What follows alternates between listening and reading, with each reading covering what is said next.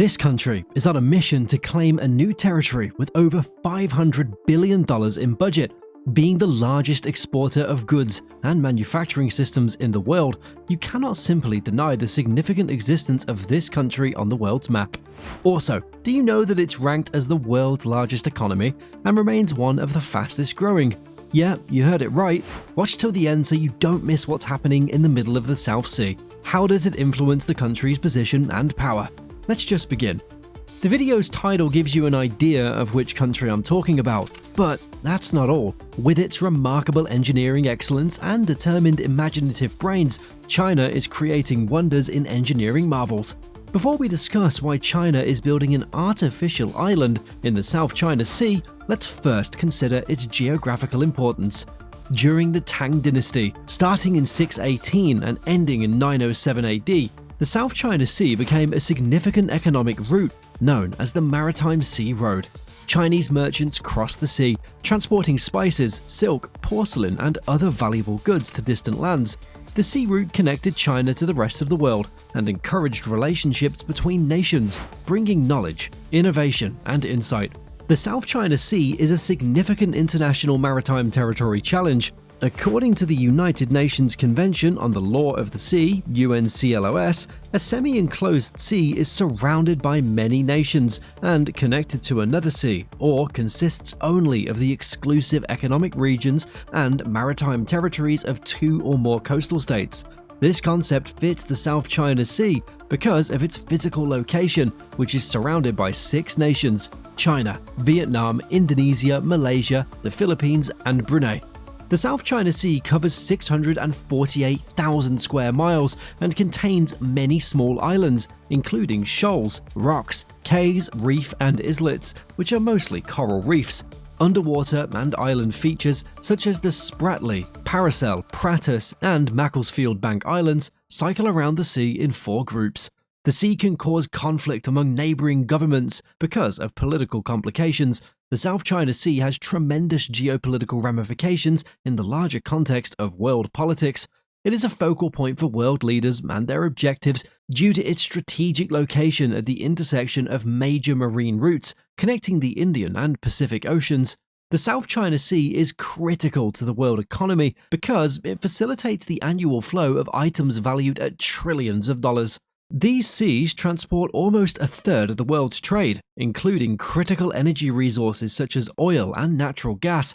If China successfully disrupts this trade, it'll harm the global supply chain and the well-being of the economies of nations around the globe. In addition to its geopolitical significance, the South China Sea has become the center of attention for significant powers' ambitions and rivalries. The region is crucial to many countries, including the United States, China, Russia, and Japan. Well, I'm sure now you've got to know how significant this South Sea part is for many reasons. China's artificial island history is quite long and exciting. Artificial islands are typically created by reclamation, a method of constructing an island by depositing soil, land, or other construction materials until the water's surface has been penetrated and an island surface forms. Generally, to protect these reclaimed artificial islands, the sides are armored with stone or concrete. The reclamation material is contained within concrete walls or covered in armor rubble piles, or the foundation is improved by a cement hardening bottom material, sand and structural piling, or sand and gravel foundation carpet placements. China's construction technology for artificial islands evolved steadily in the mid-20th century. Before 1990, no artificial islands were employed for domestic oil and gas exploration and development. Dangang Oilfield built China's first artificial island between 1988 and 1992. After that, in 1994, La Hoi Oilfield began building the second artificial island for maritime gas and oil drilling and extraction. The Dagang Oilfield then finished the Chenghai Artificial Island by the end of 2006, and it was placed into service in early 2007. By creating these 3 artificial islands, China continually acquired experience and developed a novel method for building artificial islands appropriate for the characteristics of the South Bohai Sea. China built artificial islands totaling more than 3,000 acres on 7 coral reefs it owns in the Spratly Islands, which are located in the southern China Sea, between December 2013 and October 2015. Since 2014, China has established infrastructures on the Spratly Islands. If we talk about human-made or artificial islands, they often consist of piled sand on a reef or seabed, followed by rocks and concrete. China obtained considerable sand for the project by grinding seabed sediments and distributing them through tubes. The project's focus is on shallower sections of the water. China created islands at Fiery Cross Reef and the Spratly Islands, each with a depth of around 650 feet. The project takes place on islands 740 and 500 miles from China's mainland. The food for thought here is why China wants to own this southern sea territory by building on artificial islands. How will that benefit China? Here are the responses to your queries. Many advantages go in China's favor. Number 1.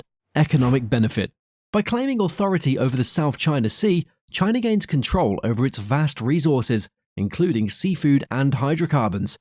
China relies heavily on the sea for fish, and the Spratly Islands are home to almost 100 billion oil reserves.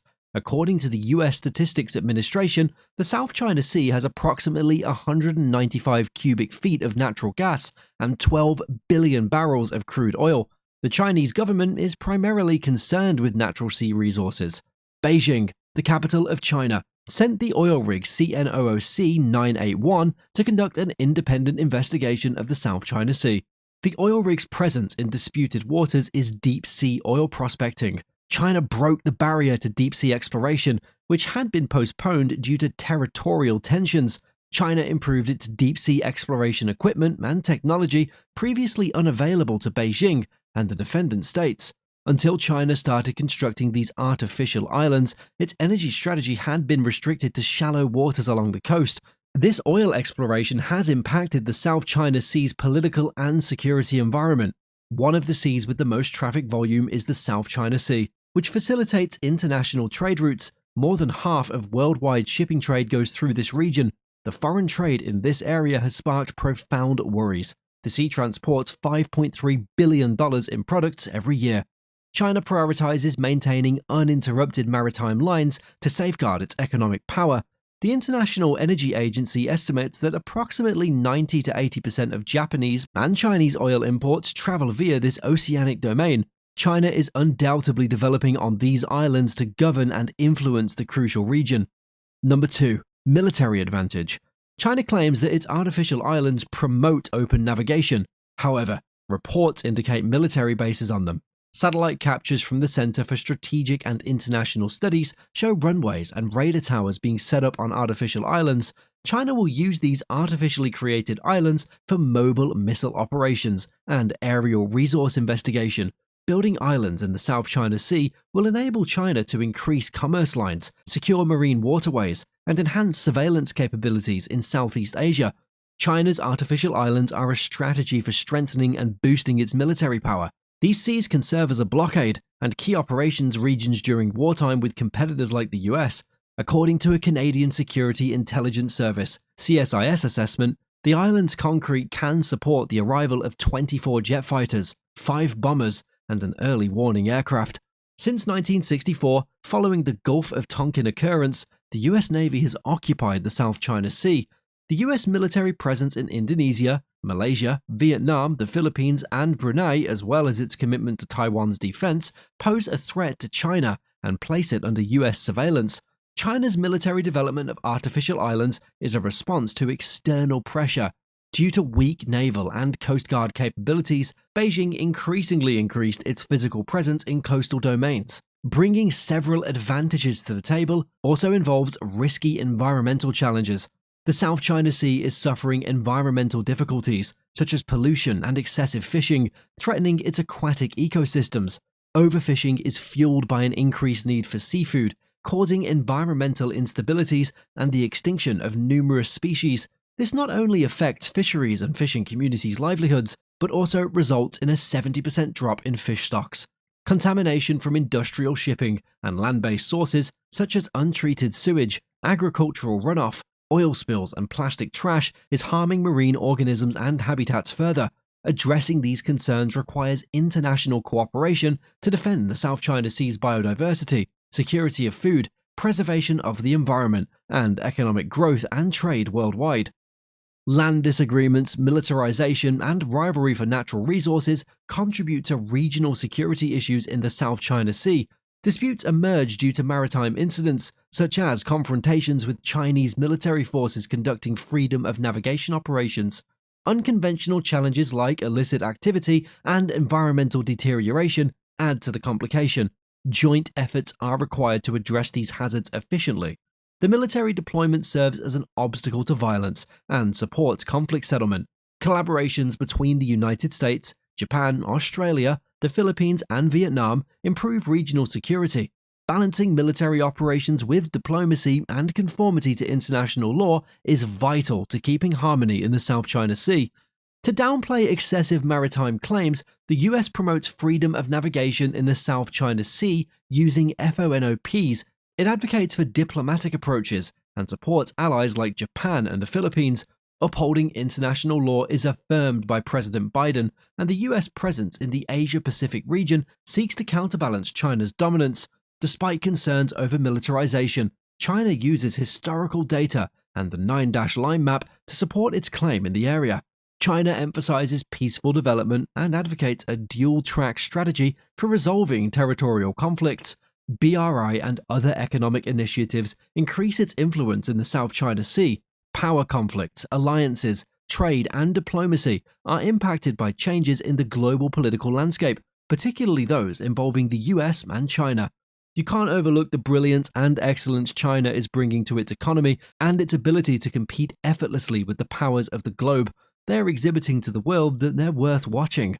China, which has the second biggest economy and a top-notch military in the world, has become a prominent player again in the last 20 years. It's making an increased effort to reclaim its dominance over global governance organizations and the international system. If China's economy continues to grow, it'll put additional pressure on the limits of international governance. It'll fortify recently established China-dominated institutions and exert more influence within established ones like the United Nations and World Bank. Crazy, first-rate man of war. McCartney characterized China in 1793. It's no longer the case now. Despite its many flaws, it is a sleeker, more modern vessel. Over 200 years, through much sorrow and suffering, it has transformed its identity, transitioning from an inward and backward-looking power to an outward and forward-looking one. Since 1978, it's demonstrated flexibility and resolution in its quest for money and power. These ambitions are now attainable, and China has the potential for brilliance. The most challenging of all could be the upcoming decades. Thank you for discovering China's artificial island building journey with us. For more fascinating and detailed videos, keep supporting us by giving this video a thumbs up and sharing it with your friends. See you next time.